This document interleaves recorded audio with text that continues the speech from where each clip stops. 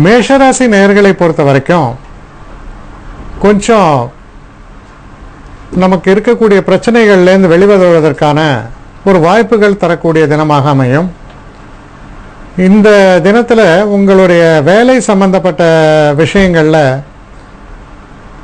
ஒரு மாறுதல்கள், அதனால் மனசில் ஒரு இலக்கம் இதெல்லாம் ஏற்படும். நமக்கு ரொம்ப நிம்மதியாக போச்சு அப்படின்னு நினைக்கிற அளவுக்கு சில மாற்றங்கள் இதெல்லாம் வரும். அதனால் ரொம்ப ஒரு சந்தோஷமாக அலுவல்களை முடித்து விட்டு வரும்பொழுது ஒரு சந்தோஷத்துடன் வரக்கூடிய அளவில் சில நன்மைகள், சில மாற்றங்கள் உங்களுடைய தொழில் சார்ந்த விஷயங்களில் நடப்பதற்கான ஒரு காலகட்டம், முன்னேற்றமான ஒரு தினம். அடுத்த ரிஷபராசி.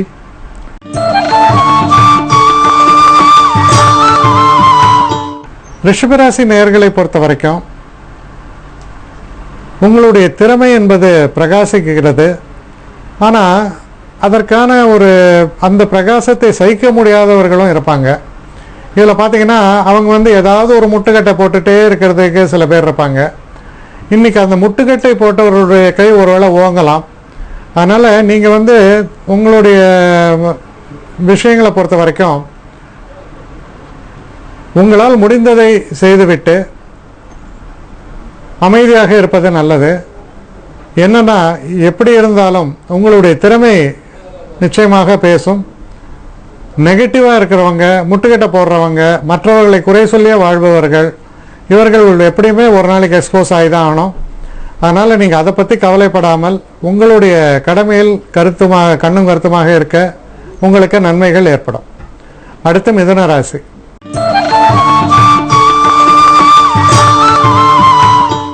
மிதுன ராசி நேயர்களை பொறுத்தவரையில் உங்களுக்கு நல்ல சில விஷயங்கள் நடப்பதற்கான ஒரு காலகட்டம். அதாவது வருவாய் உயர்த்துவதற்கு, அப்புறம் செய்கிற தொழிலில் நல்ல பெயரை வாங்குவதற்கு, தனிப்பட்ட வாழ்க்கையில் ரொம்ப நாளாக திருமணம் நடக்கலை அப்படின்னு சொல்லும்பொழுது அந்த திருமணத்திற்கான நல்ல ஒரு பேச்சுவார்த்தைகள், அதற்கான நல்ல வரன்கள் சேருவது போன்ற நன்மைகளை எல்லாம் நிறைத்து தரக்கூடிய நல்ல தினமாக இருப்பதால் ஒரு சுபமான தினமாக இதை நீங்கள் கொள்ளலாம். அடுத்து கடகராசி.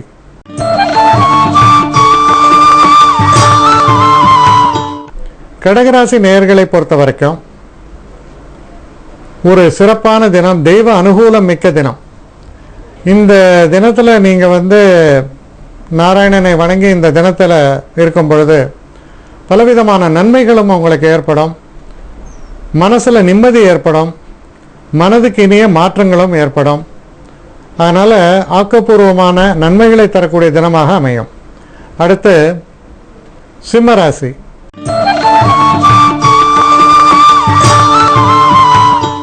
சிம்மராசி நேயர்களை பொறுத்த வரைக்கும்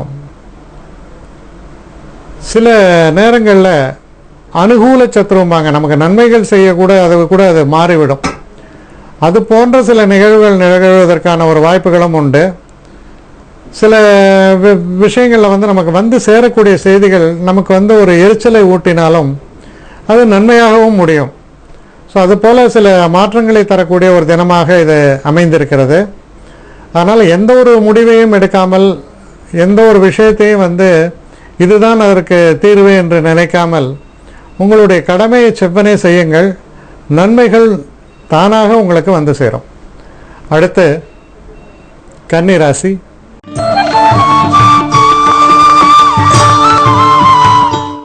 கன்னிராசி நேயர்களை பொறுத்த வரைக்கும் ஒரு சிறப்பான தினம். நல்ல வெகுமதிகள் சேரும்.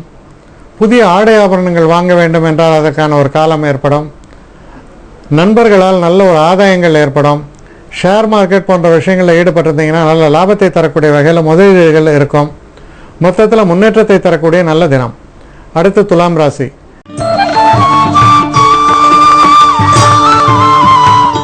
துலாம் ராசி நேயர்களை பொறுத்த வரைக்கும்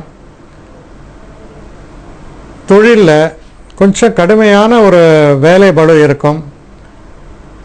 இந்த விஷயத்தை இவர் எப்படி செய்து முடிப்பார் அப்படின்னு ஒரு நினைக்கக்கூடிய அளவில் சில விஷயங்கள் உங்கள்கிட்ட திணிக்கப்படும்.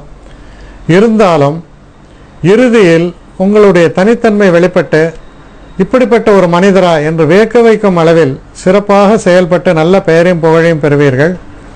கடினமான ஒரு உழைப்புக்கு பின்பு திறமை வெளிப்பட்டு அதனால் புகழ் வரக்கூடிய ஒரு தினமாக அமையும். அடுத்து விருச்சிக ராசி.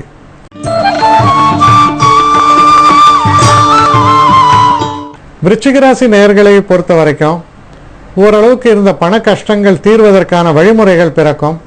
சில கடன்களை எல்லாம் பேங்க்லேருந்து சில கடன் இதெல்லாம் எதிர்பார்த்துருந்தீங்கன்னா அது வருவதற்கான ஒரு கதவுகள் திறக்கும். மேலே மேலே நன்மைகளை தரக்கூடிய, உங்கள் மனசுக்கு ஒரு சந்தோஷத்தை தரக்கூடிய ஒரு நல்ல தினமாகத்தான் நாளைய தினம் உங்களுக்கு விளங்கப் போகிறது. அடுத்து தனுசு ராசி.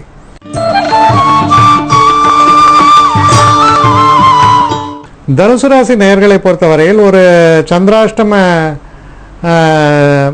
தினத்தை போல இந்த தினம் அமையும் உங்களுக்கு. அதனால் பணம் சம்பந்தப்பட்ட விஷயங்களில் ரொம்ப ஒரு எச்சரிக்கையாக இருக்க வேண்டும். ஏன்னா நம்ம சொல்கிறது ஒன்று சொல்லியிருப்பாங்க, நடக்கிறது வேறையாக இருக்கும். அதனால் ரொம்ப ஒரு எச்சரிக்கையாக இருக்க வேண்டிய ஒரு தினமாக இது அமைகிறது. உங்கள் செய்கிற தொழிலில் ரொம்ப கவனமாக செயல்பாடுகளை வைத்து கொள்ள வேண்டும். பேசக்கூடிய பேச்சுக்கள்லையும் கவனமாக இருக்கணும். அடுத்து மகர ராசி.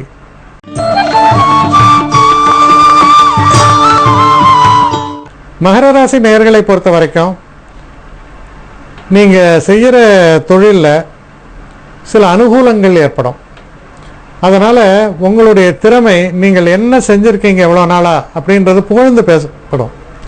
உங்களுக்கு நினச்சிருக்கலாம், நம்மளை யாரும் கவனிக்கவில்லை, நாம் இன்னும் நல்ல முன்னேற்றத்தை அடைய வேண்டும், நம்ம எவ்வளோ கஷ்டப்பட்டு வேலை செஞ்சுருக்கோம், நம்மளை கவனிக்கலைன்னு நினைக்கிற இடத்துல அப்படி இல்லை என்று உங்களுக்கு தெரிய வரும். அதனால் மனசுக்கு சந்தோஷத்தை தரக்கூடிய தினமாகவே அமையும்.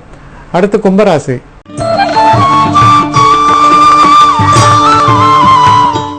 கும்பராசி நேயர்களை பொறுத்த வரைக்கும் வெளிநாடு சுற்றுப்பயணம் சம்பந்தமாகவோ இல்லை வெளிநாட்டில் இருந்தோ நல்ல செய்திகள் வந்து சேரும்.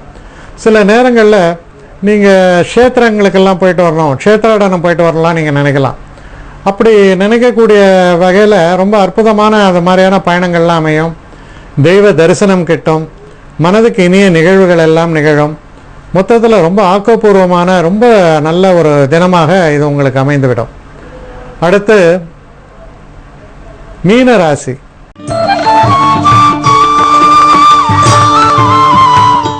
மீனராசி நேயர்களை பொறுத்தவரையில் சந்திராஷ்டம தினமாக இருக்கிறது. ஆனால் இந்த சந்திராஷ்டம தினமாக இருந்தாலும் இந்த தினத்தில் முதல்ல தடைகளை போல தோன்றினாலும் அந்த தடைகளே வெற்றிக்கான படிகளாக மாறிவிடும். அது போன்ற தினமாக இருப்பதால் நெஞ்சுரத்துடன் நீங்கள் செயல்பாடுகளை செய்ய வேண்டும். எந்த விஷயத்திலையும் இப்படி ஆகிடுமோ அப்படி ஆகிடுமோலாம் நீங்கள் கலங்க வேண்டாம். உங்களுக்கு நீங்கள் கடுமையான உழைப்பாளி, நீங்கள் சிறப்பாக செயல்படுபவர். அதே ஒரு வேகத்தில் நீங்கள் செய்யக்கூடிய விஷயங்கள் எல்லாமே மற்றவர்கள் ஆரம்பத்தில் தவறாக பேசினாலும் தவறாக சித்தரித்தாலும் உங்களை பற்றி கேலி பேசினாலும் அவர்கள் வருத்தப்படக்கூடிய சூழ்நிலையில் தள்ளப்படுவார்கள். சந்திராஷ்டம தினம் என்பது உங்களுக்கு ஒரு அனுகூல தினமாகவே மாறிவிடக்கூடிய அளவுக்கு சிறப்பான தினமாக இது அமைகிறது.